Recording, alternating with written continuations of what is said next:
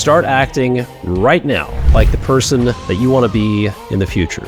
Think about the goal that you want to accomplish, and then think, what would that person act like? And then start acting right now like the person you want to be, who has what you want to have in the future. Hey guys, Todd Dawalt here from constructionleadingedge.com, and let's just jump into it. Let me ask you this. Have you ever had an idea to do something or created a goal to accomplish something, and then you were frustrated because it didn't happen? Maybe it sounds something like this. I want my business to be more profitable. I'm tired of working all these hours for all these years, and I just don't have enough to show for it. Or, I really want to grow my business. I have a vision to be a much larger business, to be a $10 million a year business, $25 million, $50 million a year business, but I'm stuck. Maybe you've had the same vision for years, but you're just not making any progress toward that goal. Maybe you're like a lot of people, you're wearing all the hats in your company and everything runs through you. And you're working, maybe you're on the job site, working on the tools every day, and you want to get out of the field, or you want to take off some of the hats, and you want to make the jump to hire a team to handle parts of the business for you, so you don't have to spend all your time putting out day-to-day fires. Maybe you hope to start your own business someday. Maybe you've been dreaming about it for years. Or maybe it has nothing to do with business. It could be your health. Maybe you set a goal, you want to get stronger. Maybe every January you create New Year's resolutions. I'm going to lose weight, I'm going to go to the gym, I'm going to get stronger. Could be in your relationships. Maybe you want to be a better spouse, a better parent. Could be your spirituality. It could be with your money. You want to get better with money. You want to save money for retirement.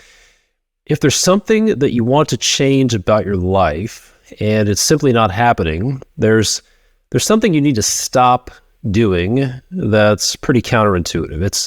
It's the way you're thinking about it that's the problem. The problem is the common denominator. The reason you're not making any progress towards your goals is that you're trying. I'm not saying you're trying too hard. I'm not saying you're trying the wrong things. I'm saying the problem is that you're trying, period. So here's what trying is. A couple of definitions of trying. Trying is an attempt to be someone you are not, or an attempt to do something you are not prepared for. When you try, you're basically hoping to get lucky and receive the benefit without paying the price. Those are a couple of definitions of trying. So here's what you need to do. If you're wondering, all right, what do I do? Here's what you need to do. You need to stop trying and start training. What you need to do is to stop trying and start training. So let's look at the difference between trying and training. And I hope this will open your eyes to what's possible and how to start making progress toward those goals. Let's look at the difference between trying and training. A few things I want to point out here. Number one, trying has no plan and no coach. Trying has no plan, there's no instruction, there's no coach. When you're training, you have a plan and you have a coach. So think about how baby Navy SEALs are born, okay? How Navy SEALs are created. They don't come out of the womb as Navy SEALs. There's a pretty vigorous, pretty rigorous, pretty painful training process. So there's a plan. There's a training program called the BUDS program. And then there are instructors. You don't try to be a Navy SEAL. You train to be a Navy SEAL. Imagine what would happen if you dreamed of being a Navy SEAL and you decided, you know what, I'd like to try it.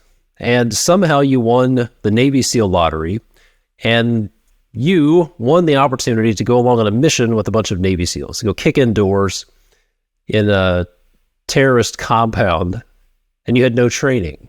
How do you think that would go if you tried to be a Navy SEAL? It's a pretty good chance you would end up dead. Speaking of Navy SEALs and training, I interviewed a guy named Garrett Moore. He's the CEO of a company called Agorist.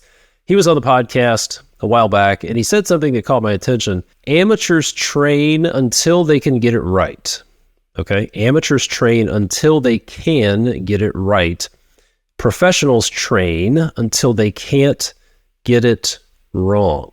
Professionals train until they can't get it wrong. So if you want to climb Mount Everest, if you want to run a marathon, you have a plan and a coach. You don't try, you train.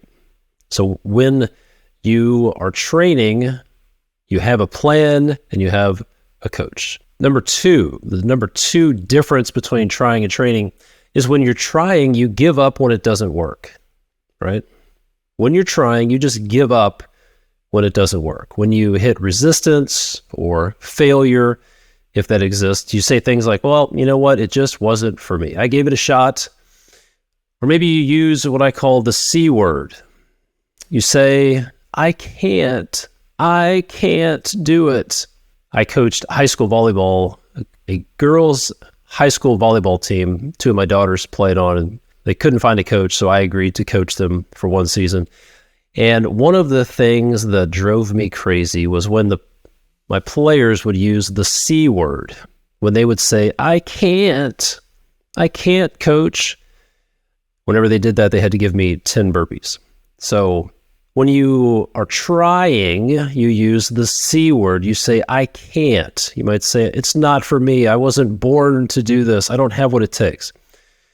When you're training and you hit resistance, you know it's a good thing.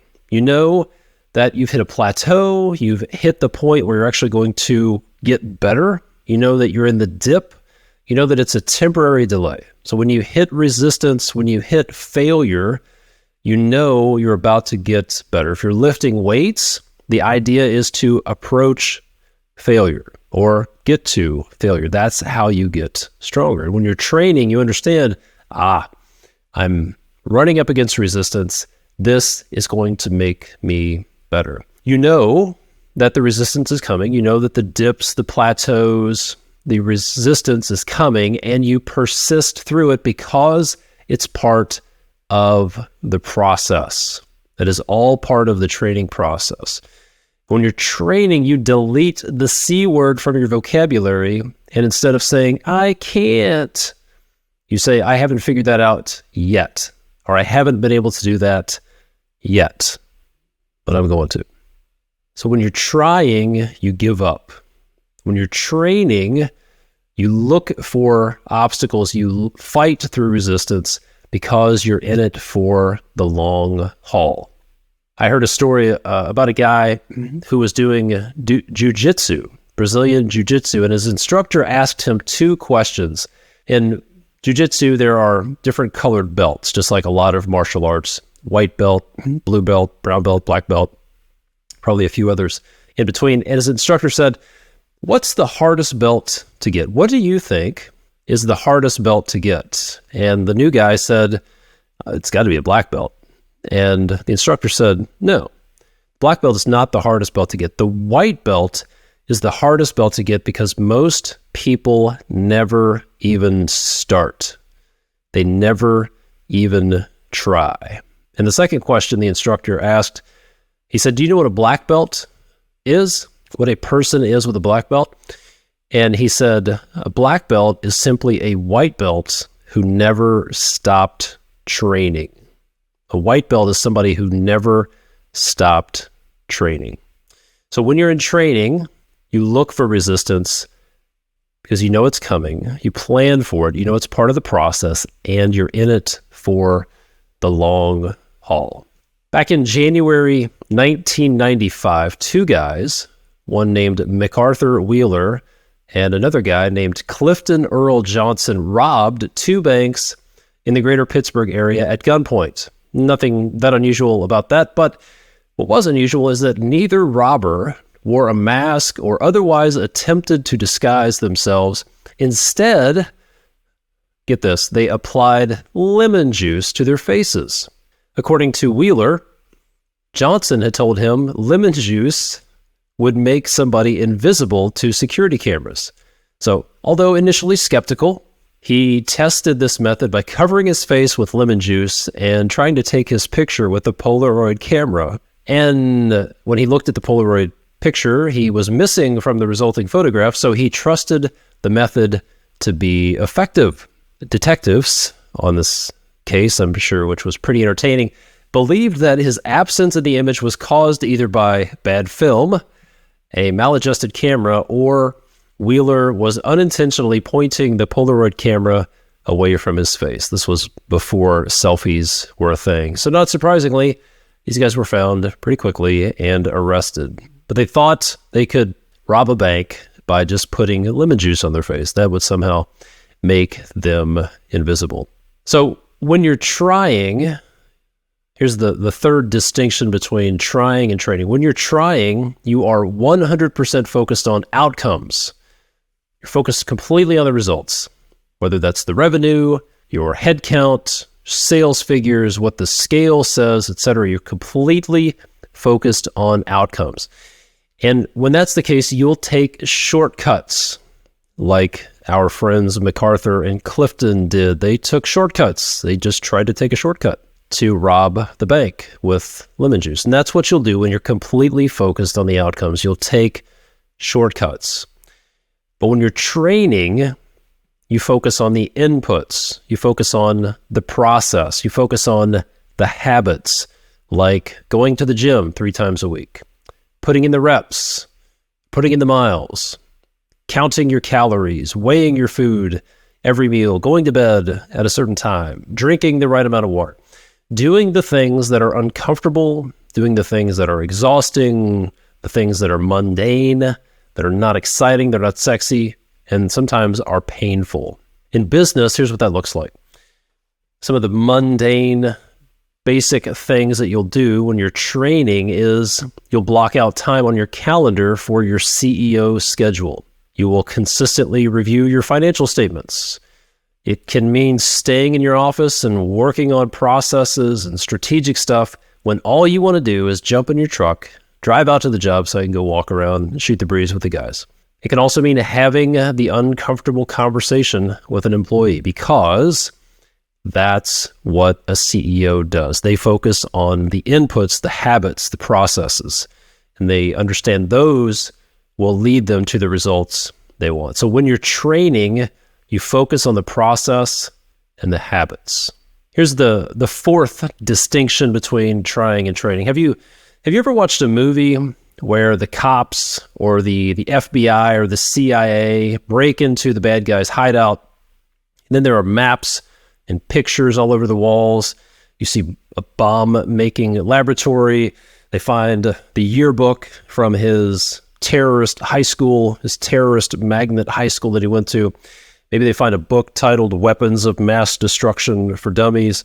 Find a calendar on the wall with a big red X and a mushroom cloud written on a specific day. And then as they started to look for evidence, they would probably pull up his credit card statements or hack into his bank account. They would look at his purchases. They'd find out this guy had been buying bomb ingredients for months. And when they put it all together, it would be pretty obvious, hey, this guy is planning to do something illegal. This guy's planning, training even to blow something up. There's plenty of evidence that this cat is training to blow something up. So if you're trying to do something, there probably won't be much evidence. Okay, if you're just thinking about it, yeah, I should do that. I should get better at this. We should be more profitable. We should be more efficient. I should get better at time management. I should try that. When you're trying, there won't be much evidence. But when you're training for something, there will be evidence that you're training. If you're training to do something, there should be plenty of evidence. If you're training to become the CEO of a really profitable construction business, here's what some of that evidence might look like. If somebody looked at your calendar, it would show evidence that you're training to do that. It would show that you're blocking out time. They would see on your calendar. Your email would have messages from you back and forth between you and other people talking about a CEO. Maybe they would find newsletters that you're subscribed to. Your bank account would show that you're investing your money in becoming a better CEO, in training, in coaching, in seminars. There'll be books on your shelf and on your desk. If somebody looked at your phone, they would probably see evidence. They would see that you're listening to podcasts, listening to audiobooks, that you have productivity apps downloaded. The social media accounts that you follow and the posts that you share would make it obvious. There would be evidence that you're training for something. The people who know you would say, yeah, if they're interviewed, yeah, that girl talks about becoming a better CEO all the time. Or, yeah, that guy is completely obsessed with becoming a better CEO. If you're training to lose weight, think about this. What kind of evidence would you expect people to find? Maybe a food plan somewhere? If they looked at your phone, they might see the MyFitnessPal app or some sort of calorie counting app. They would see that you're tracking your steps. They might find a food scale in your kitchen, some meal prep Tupperware dishes. What about if you're training to be a better husband? What kind of evidence would you expect people to find? So when you're training for something, there will be evidence. And I would go as far as to say, you're training for something, and that something were illegal. So if it were illegal to lose 10 pounds, or if it were illegal to be the CEO of a very profitable business, there would be enough evidence to convict you of that. When you're training, you have a plan and you have a coach. Number two, when you're training, you're in it for the long haul, and you understand that resistance and obstacles and failure are part of the process. Speaking of the process, number three, when you're in training, you focus on the process and the habits. And number four, when you're training for something, there will be evidence. So stop trying and start training. I want you to do this. I want you to think about one goal that you would like to achieve in the next 12 months to 5 years. Maybe this is something that, if you're being honest, it's something you've been trying to do. This is something big, hairy, audacious goal, something that would really move the needle, have a profound impact on your business. I'm not talking about, well, we would like to upgrade our software, or I'd like to buy a new truck. I'm talking about something significant that will really move the needle. So one that I hear a lot is something that goes along the lines of, I want to be the CEO of a construction business of a certain size. I want to own a business that's doing $10 million in revenue and is very profitable, maybe $50 million. I've spoken with some people who want to be the CEO of a $100 million business. But think about your specific goal. Think about that one goal that you want to achieve in your business, a big, hairy, audacious goal. Okay? You may want to hit pause if you need a few seconds to think about that. What is big, hairy, audacious goal? Something that would really change your business, change your life, have a profound impact on your life. Okay, when you're ready, I want you to think about my next question, which is this. When will you start acting like that person who has that? If your goal is to be the CEO of a $10 million business, when will you start acting like the CEO of a $10 million business? Are you planning to wait until your business gets to $10 million in revenue and then you'll start thinking like that CEO? You'll start talking, start acting like the CEO, have the habits, the mindset of the CEO of a $10 million business? Do you really think that your business will outperform you, that your business will outpace you, that your business will get to that point and then let you catch up? It just doesn't work that way. This is what I call the if attitude.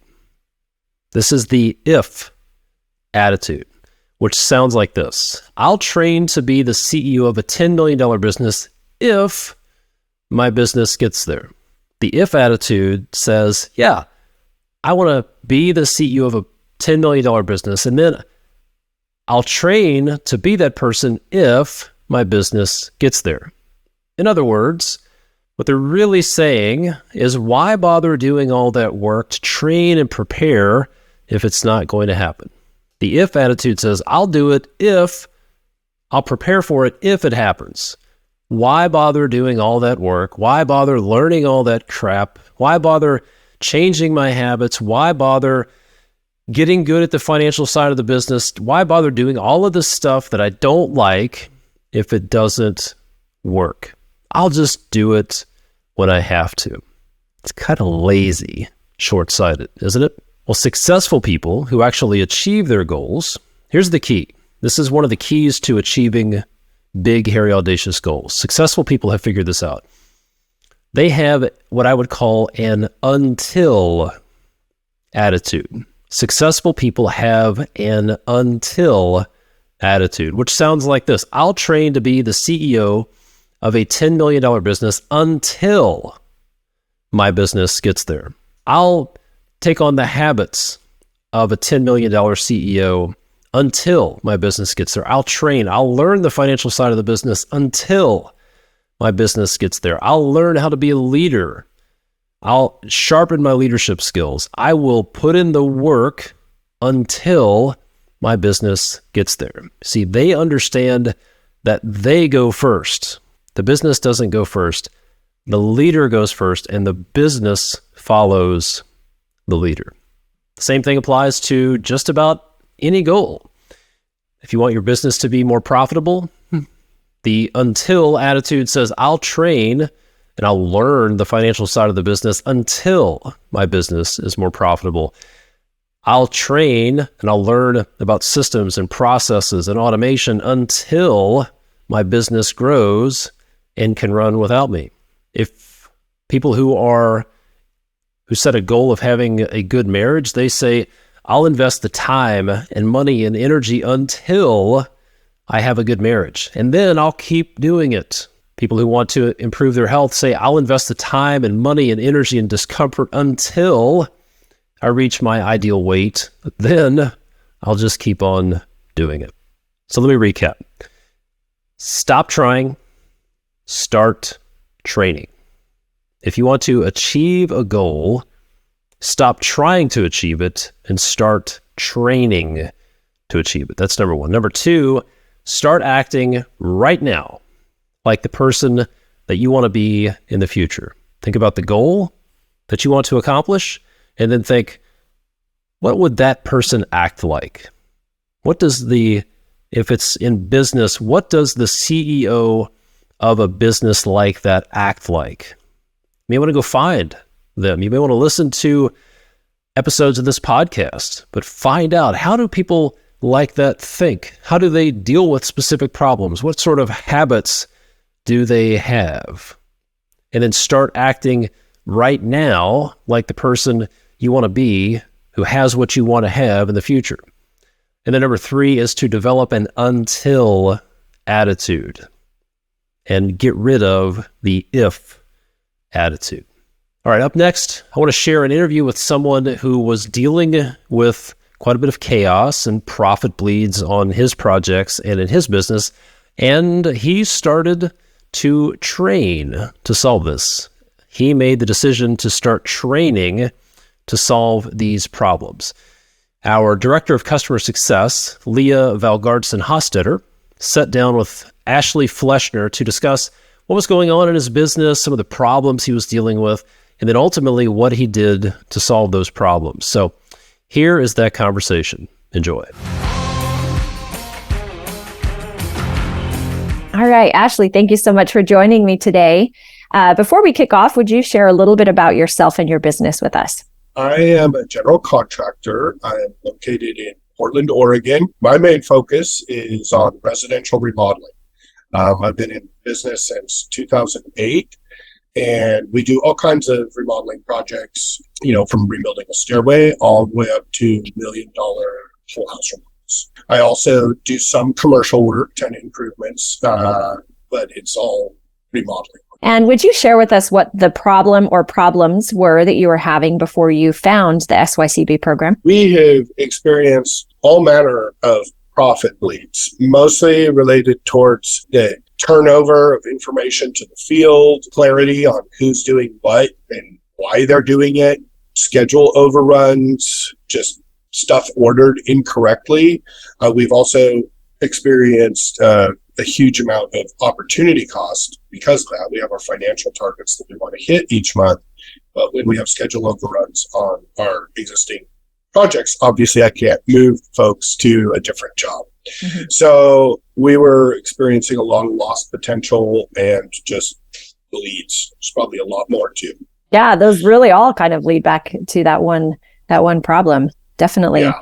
And what was that like for you? What did frustration feel like for you back then? It was really frustrating because we do a lot of work in the office, and the sales team goes to a lot of work to set up these relationships with customers and bid jobs, come up with an accurate plan. And we thought that this, in our view of the world in the office, that this made all the sense in the world. And there's a lot of confusion when it would get to the field and the guys wouldn't understand. Well, what's there not to understand? This is the job. It's all set up. But the truth is that it probably wasn't set up as much from their perspective, and they didn't have a lot of buy-in on the front end to it. And so bringing them back into our process, into the sales process, understanding how we're mobilizing and working on the job sites, that they have an ownership over that as well and a stake in the game, that was the main thing that I was trying to accomplish, that I thought that we were doing before, but that we weren't. So it sounds like there was maybe a bit of a silos, really, between these different roles and even people understanding what exactly they were supposed to do, what they were accountable for. Yes. Okay. And then lack of communication, obviously, that always seems to be an issue between those challenges as well. Big time. Yeah. Okay. Was there a specific point within the program that you had this moment that you said, wow, this is really going to work. This is going to solve my problem? It really started almost at the very beginning. There's certainly parts of the program that I think are more key to my organization, but from the very get-go of creating my CEO schedule and realizing that it is more productive that I block out 4 to 8 hours a week in my schedule to work on these business problems. It was very eye-opening, and I could see a change almost in my mentality. I could see a change almost immediately as soon as I started doing that. And I just block out the times in my calendar and let my folks know that I'm not going to be disturbed during those times, or I'll bring them in for a certain thing if I have some questions or what I'm talking about. But just focusing on building the business and working on it and not responding or trying not to respond to all the things that I normally do, looking at emails, wasting time looking at my finances. It didn't matter when I can focus on looking forward. So that was the first thing. And then really it's the next step in that, the nail the handoff meeting and getting the team involved in that was huge, and it was huge for morale, and it set the stage for the next part of the course, which is like the leadership system, the 5-part leadership system, and really incorporating the nail the handoff components into our MITs, our most important things in the leadership system has been a game changer. I now have my people looking at what they're going to do. They know that the meetings are going to come up. They're starting to look at their 2-week look aheads. And then, which is most impactful. And then I think of it next as the revenue maximizer, and starting to look at the whole flow of revenue into the company and associating those with our MITs, really all of it together. Giant web of awesomeness. So I like that, a giant web of awesomeness. And, I think you probably just answered my next question, which is, how is life different for you? And really the way that we've designed this program, as you said, foundationally is to set aside that time and dedicate it to your business. And then each piece just really builds upon the next, and it becomes a web of awesomeness. And it sounds like, again, I think you've already answered this, but tell us a little bit how life is different for you now that you've started to implement so many of these things. The way that it's different is, if I look back 6 months ago, is getting the key team members that are involved in the process, the sales, the lead carpenters, the production manager, getting us all working together, and really people understanding that they're accountable for one part of the system. And there's a lot of other things related to that, but realizing and getting the team all on the same page with that it allows them to do their jobs and think of creative ways to do things, and helps me get out of those day-to-day grinds or micromanaging or feeling like I am the linchpin for everything to happen. And that is just a huge relief. So it's not there yet. Still need more months to work on it, but it is obviously getting better and better. Last thing I want to ask you is, what would you say is the most impactful or beneficial part of the SYCB program for you? The most impactful thing overall is going to be continuing to refine this handoff process. Kind of said how important all of those things are working together. But the getting the field to buy off on these projects and understand how they're going to roll out so that we can hit the ground running on day one of our mobilization and not waste a lot of time duplicating answers or reworking stuff or going back to the drawing board and figuring something else out once we're already in construction, because it's already all been decided beforehand. It's going to have multiple factors. I mean, they're going to feel better about the jobs. They're going to understand what's going on, where our customers are going to be happier with the results, and the schedules that we actually post are going to be meaningful to them because they'll be able to see when the next phases of their project are happening. And then we're going to make more money. That's the end result. So impactful to the business, really eliminating waste, eliminating inefficiency.